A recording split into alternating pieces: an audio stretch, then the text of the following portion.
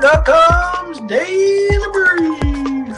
The answer to your question is learn the goddamn process, trade your trading plans, don't take too much risk on any one trade, and just let yourself get rich.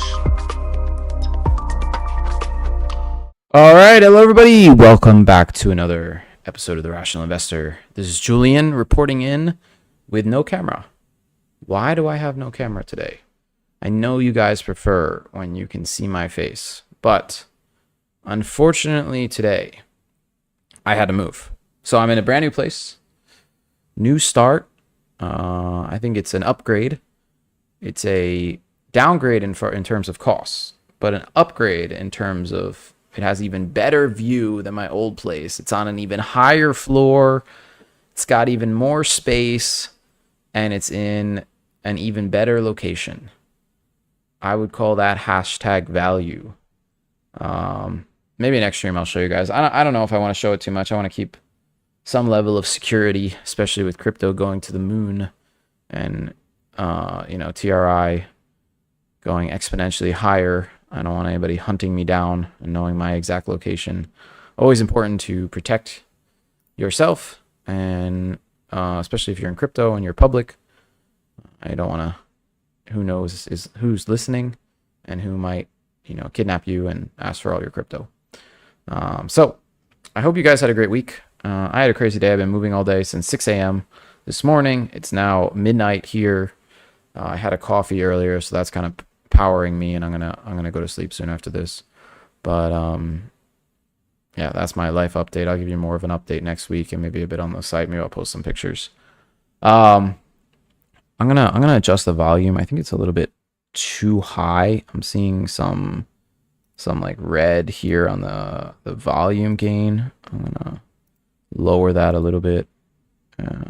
Properties, filters, good quality. Let me see one thing. Guys, say hi. Hi, Kevin. Hi, Borsi something. Properties. Okay. Let me see if I can modify the gain. Filters, advanced audio properties. Oh, here we go. Let's lower this a bit. Okay, testing. Let's go down a little bit more. I think that's probably all right. That's not too bad. All right, so what's going on in the market? Right now we've got 46.5% bullish. In crypto, we've got greed. We're in the high greed area, but we can stay. It's the same as like an overbought indicator. You can stay overbought forever. So be very careful, as I've talked about on previous streams, shorting this market.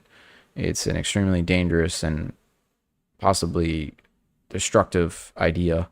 We've only got 21.3% bearish. If we look at the historical sentiment data, have we ever been this low? Let's see, 21.3. We were at 19.3 in December 13. But you can see how we've been very bullish for quite a while. I mean, in December, 52%, 49, 46, a lot of neutral, but quite high. While on the bearish side, we only had 2 weeks where people were really bearish, but the rest of the time, everyone's been pretty much bullish. Interesting to see. So this is just like an indicator that's embedded in the highs. I don't even know if it's that useful anymore. I'm going to keep watching it, but I would give it less credit. I would downgrade the amount of credit I'd be giving this indicator. Reverse repo also still paused. And if we look at my chart here, where I track everything, you can see that since they paused it, nothing's been happening with the money supply. The amount of liquidity in the system is stagnated. But ironically, Bitcoin and the S&P continue to move higher. So this is signaling a bit of a red flag with things. And it's something I'm watching. It's a bit more of a red flag for the S&P than it is for crypto. I think crypto could continue anyway, especially with the ETF and Bitcoin and all that stuff. You've got inflows every day of $200-300 million, which is not too huge on the grand scheme of things because, it's a small amount. Bitcoin has basically $1 trillion market cap. So what's $200 million? It's not that much. But maybe it's enough to affect the price. Let's go back here. So that was reverse repo. I just want you to keep an eye on the liquidity there. Let's look at open interests really quick before we jump into the market. We've got a huge amount of calls that came in at 500 and a lot at 508. and you've got puts at 500 and 503. So max pain is probably between 503 and 508. Where are we right now? We're right at 508. Pretty much 508. If I look at the SPY, where's the SPY at? Yeah, SPY is actually at 506. So we're right at that max pain level right here. This is pretty much max pain. So it's right where the market makers want it to be. So that's a home run for them, as long as price holds here. Let me go back. Let's go back to the ES. I kind of prefer that one. And I do actually normally look at S&P 500. Why don't we pull that up instead? I know that's what you guys are kind of used to. If we can, this is my original breakout, right? And we've got the weekly chart printing a 9. The last couple times we printed a 9, price paused or it reversed after going a little bit higher. So this is a warning signal. You know, be careful. Warning, warning, warning. The market is in pause mode, and you can see the daily is basically embedded on the upside. I mean, everyone kind of knows what's going on with that, and until these trend lines break down, I mean, you're just in up only mode right now. We've got a pause going on with the weekly, so I would be careful with any kind of like time sensitive bets like options. But right now, I would be very careful like shorting this too much, because it's just you need some kind of divergence to form on the weekly chart at this point. And right now, I'm not really seeing that. Yes, there is a lower low with RSI versus the price, which made a higher high. However, the weekly and the 3-day have not, have created any kind of divergence, and that's what we're watching. Although the weekly is way overbought, you can see my overbought indicator here. So you just have to be careful with shorting here. We're just in this nonstop uptrend. It's an election year. I would wait for a serious divergence to form, but this is also not a bad area to consider starting to take profits. I think it helps to look at bigger names. I mean, something like the US 100 also, which is the NASDAQ essentially. You can look at a weekly chart as well. It looks basically the same, except, and you have a 9 forming, and you do have what looks to be a bit of a divergence being created here. A little bit of a divergence, but no breakdown through my VIP level. I want to see a breakdown. I want to see a breakdown of this trend. Once we're below the 50-day moving average here, then you look to short. That's the period you're going to really want to look to short. Right now, it just seems to be just up only. I mean, this was your, right here was your, obviously your bull flag, that classic bull flag pattern right there, right? And you could say that this was like an ABCD. You could either go from there, or you could go from a little bit lower. If that was your ABCD, let's try to get this right here. We're very close to the top point. 18,400 was basically the top target by that measurement. And then we've got a nice W down here. We could do a chaos level off of, right? So like that. You want to adjust to see that 1.618 hit right here. I always want to kind of see that 1.618 being hit and rejected. You can see the 2.618 acting as support, and then we hit the 4.669 up here, and price did tag it and reject, and then went above it. So that one's kind of out the window a bit, but it's a useful one to look at. Sometimes price does push higher above it. So right now we're nearing, at least if this was a ABCD pattern, we are nearing the top end of the range on QQQs, and then the S&P, if we go to a weekly chart, right, where we would this one, and you can see we looked at this W here, and we hit the 2.618, and now we're only about 120 points, 150 points away from the 4.669 target. We do have this 9 that's going to create a pause though, so be careful being extremely bearish or even extremely bullish with any kind of time sensitive options per se. Right now on a 4-hour, I could see a divergence being created where price creates a bit of a lower low, and the RSI creates a higher low, and you get your divergence, and then price moves higher, and you finally get that 5,220 tag. That's what I'm kind of looking at now. It's very noisy though. This is very, very, very noisy, very abnormal market. in both crypto and in traditional markets. I mean, our breadth indicator was doing extremely, unbelievably well until the past 2.5 months, where it's been wrong more than it's been right. And that shows how much of a unnatural market state we are in, at least compared to the past 2.5 years of data that we have. Just understand this is a weird market. It's weird. It's freaking weird. And be careful.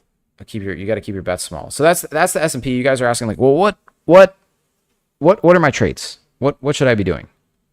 Well, there's a couple ideas that I have and a couple things I'm watching. One of them reports earnings today, and it's a defunct car company called Fisker. Fisker reports earnings after the close today. It's going to either dump hard or it's going to rocket higher. I have no idea. This is like a lotto ticket. It's totally up to you. This is not financial advice, blah, blah, blah. But I can show you on a weekly chart, we have a 9 here. On a 3-day, we have, right, if I look at this, we have RSI breakout. However, we're still in the red zone. So not exactly a 100% go, but you can see every which way you look at this, you have a breakout higher, and you've got some volume here on the daily chart, some green volume bars that are increasing. So those are all things I like to see with something that looks like it's heading higher. So Fisker looks good. Now, I don't know about the company itself. The earnings could be terrible, and then the whole thing tanks. So look at this as kind of a lottery ticket bet if you're considering taking it. It looks good for a move, a move higher, at least, up to $1.50 or something if earnings come out and are looking good. I would not trade any options with this. I would only buy basically the stock itself. I mean, it's only 75 cents a share. 200-day moving average is all the way up here at $4. You could even get I don't know how long that might take, but you could even get a move up to that 200-day moving average. That would be a massive profit. If you were buying right now, I mean, you'd set your stop right below the lows, and then you target this 200-day. Maybe once we get there, it's down here, and you're at an 11-to-1 risk-reward ratio. I would say that's pretty darn good. Even if you target these previous highs and get rejected, you're still at almost a 4-to-1 risk-reward ratio. Not a bad trade at all. Full disclosure, I'm long from about 70 cents, 68 cents, I think, 67 or 68 cents. So I'm in quite a bit of profit already on this, and I sold 50% of my position because I just don't want to hold too much going into earnings. So that one looks interesting from a traditional finance perspective.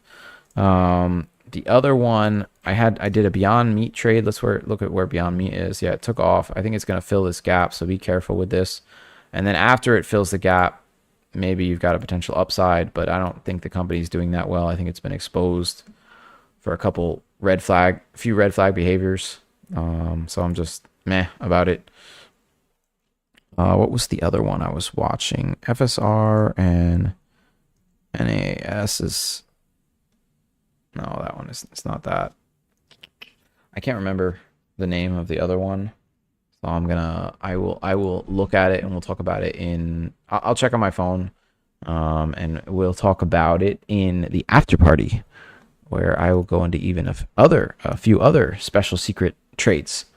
How much time we got left? Let me see. 15 minutes. So we've got about 15 minutes left. I'm going to jump into looking at Bitcoin. We're going to go through what's going on in crypto. And in the after party, I've got a couple stocks I want to talk about and some crypto coins that I think could do very well. For now, we're just going to talk about render hit my target, by the way. 8.2 could still go higher. 8.77 is up here at 14. Ooh, that'd be interesting. But let's look at Bitcoin first here. I actually want to look at Coinbase one. I always look at the Coinbase one. Coinbase had an outage. That was crazy. That was quite a scam move. Bitcoin has not created any kind of divergence yet. Still heading higher. Has broke out from my trend lines that I drew. This was the top end of the trend line. and it broke above that. Curious how long it can hold above it. I believe it did close above it. Yeah, if it can close above it here, that's very bullish. And I see this definitely pushing higher, but we need this close above this trend line. You can see this thing is super overbought, and hit that 886 level, right? Traditionally 886 is a good short level compared to the previous highs. So that is something to keep in mind here, that Bitcoin rejecting and rolling over here would fit perfectly with the narrative of it has to get rejected from this 886 short zone, and then it pulls back, and maybe you get to the 42K or something, or you roll even below that a bit before then you push higher again before the halvening. That I could see happening, or even the halvening could happen and then it get pushed down, and then it finally takes off like a couple months later. Anything to get people to not pay attention. Bitcoin getting over 62,000 has kind of brought a lot of retail traders out of the woodwork. I know multiple people getting calls from their mom, their dad, their sister, their brother, friends about crypto now. Nobody was saying anything for almost 2 years, and now all of a sudden everybody's calling. So the public is starting to wake up to what's going on here, and that tells me that maybe since nobody's paying attention, maybe there's the possibility of a catalyst coming in where the public finally jumps on, and then that market makers, Wall Street, call them whatever you want, they end up selling to retail. I mean, it's very easy to just get the news to push it. Like, I talk about Bitcoin every day, and people will trade it and they'll buy it. And while they're buying, the market makers are casually selling. And that's how they unload. The market makers bought down here. I mean, right here, 17,000, probably at 26,000, 27,000. That's where they bought. And then up here, they're going to start selling. That's my opinion, and that's what it looks like on the chart. So that's Bitcoin. Do I have any further like targets with Bitcoin? I mean, the 4 hour has a pause written all over it. The 1 hour is having a bit of a pullback. I don't see anything to really destroy the bull case. It's just still up only. It could pull back and then push higher. For right now, I mean, this kind of setup where it's so bullish in these higher time frames. You see RSI try to just reset on these lower time frames. By the time it resets, you can expect price to push higher. Then you might get a pullback to this 58,000 area, maybe even 55.8. Yeah, Kevin, there's a serious possibility. You'll get flushes. You will get a. So you see how this. Look, you see this flush that happened. So how much of a move is this flush? Let's see, from the top all the way down. Price range.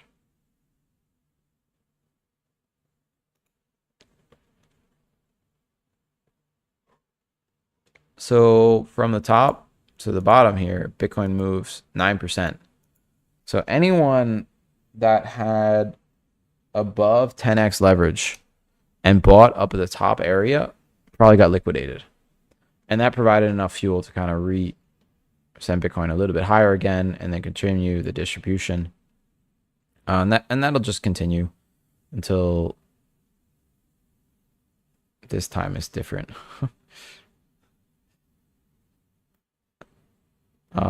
So yeah, sorry, I got distracted by the comment. We got to see what happens with the daily close today. I think it's pretty important, because if it closes above this trend line, that signals that there's a possibility to head higher, but there's a lot of resistance here in this zone right there. But we do have nice volume, at least on the daily chart. So that's Bitcoin. I'm trying to think, what do I want to talk about? We can talk about, I mean, I don't think a lot of people are talking about this. BCH, look at BCH here. So this weekly is trying to break out to the upside. That's what I'm seeing. That's really fascinating me. And it's holding there so far. If this can break out and move higher, I mean, BCH can go up to 47445.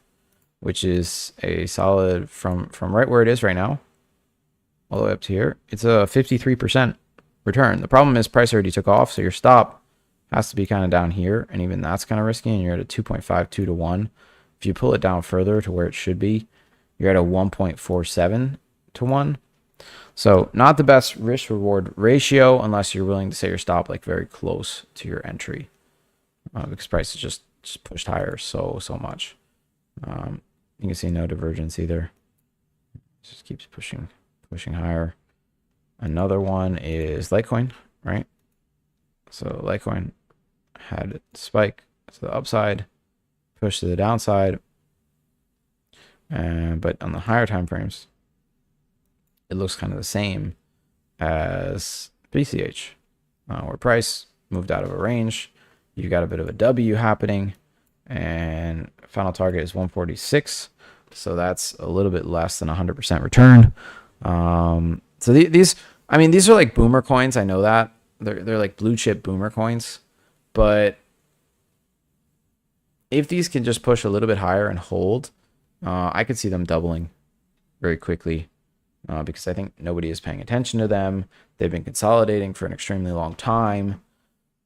I think they are a potentially good opportunity. So I did buy a good amount of Litecoin when it was at like $75, and BCH I bought around 300 and some at 270 or something.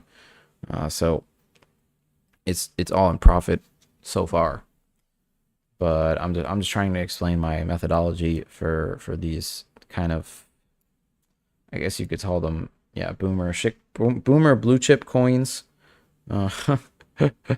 But that's what I'm thinking, because first Bitcoin goes up, then everything flows down into things like Ethereum and coins like Bitcoin and Litecoin and BCH. At least that's how it's worked in the past. Things change. Things always change. And then after that, you get the launch of your shitcoins, unless you have some coins that have really good fundamentals, like Render, right? So there's a reason that Render went up so high, because it had the fundamentals. You can see how the green box came down to my entry at 138. It's crazy, absolutely crazy. What else do I want to talk about? So that's Bitcoin. I showed you a little bit of Render. We can look at Ethereum. Yeah, Ethereum's just up only. A complete ridiculousness.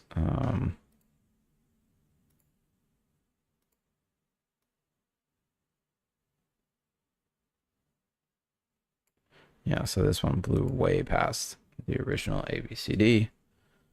You can see price has only doubled though. In comparison, Bitcoin's price from the lows is more than tripled. But this is okay, 188%. But I think almost everywhere else seems to offer a bit of a better return than Ethereum and Bitcoin at this point. And that's why I would focus on these smaller names and kind of wait for the right moment and hope that it follows the way you planned it out. That's all you can do, is just hope. Okay, that's Ethereum. What else do I got for you guys?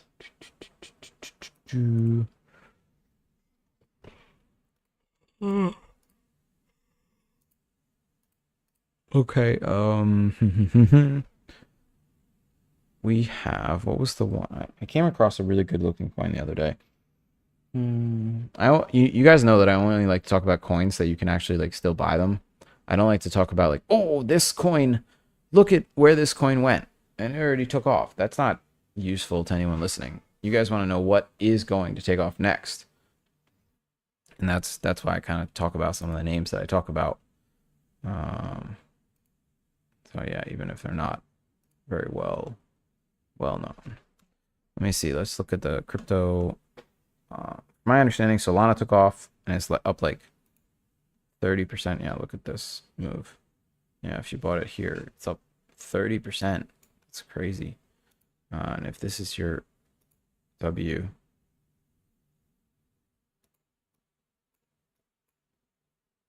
189. Again, not an insane amount of upside, but upside nonetheless. What did I had one other thing I wanted to talk to you guys about before I jumped over to the stream for private members. I mean, just keep in mind the big thing is the stock market. If the stock market rolls over, Bitcoin's going to roll over, and then the rest of crypto is going to roll over. So you have to make sure to pay attention. Don't only pay attention to crypto, because they do decorrelate from time to time, but eventually they do have a bit of a correlation. So be very careful, especially at these high nosebleed levels. Look at Solana. Solana looks like it's going to ascend higher too. If this is your W, which it looks like a traditional W, then yeah. So it's also 189. Not bad. Not bad. Where's Solana? Don't sleep at the switch. Don't sleep at the switch. Michael, keep in mind, I've been up since 6 a.m. and I moved everything today. I don't know if you caught the beginning. So I'm a little bit tired and running on coffee. I think the coffee is running out. I'm doing my best though. Honey USD on Coinbase. Propi USD on Coinbase. All right, Forrest, ask those in the after party and we will look at them. I think, do I have anything else? I have some stocks too, other than Fisker, but Fisker is reporting earnings today, so I thought it's a lottery play if you're interested. Again, just a lottery play. Don't bet the farm. Oh, you meant at the... Oh, that's funny. I'm just thinking about, can I stay awake? I'm not 100% wide awake. I'm a little bit... It was a rough day. Anyway, okay. So let's call it for the live stream, and let's do an after party where I feel I can talk about whatever I want, answer any questions you guys have, and it's our own exclusive little fun chat. If you're not already a member at TRI, consider joining. Free trial, blah, blah, blah. Hit that like button, smash subscribe if you're not a subscriber. If you're watching this later, appreciate you watching, and consider stopping by in our chat room. All right, thank you guys, and I will see you in the after party.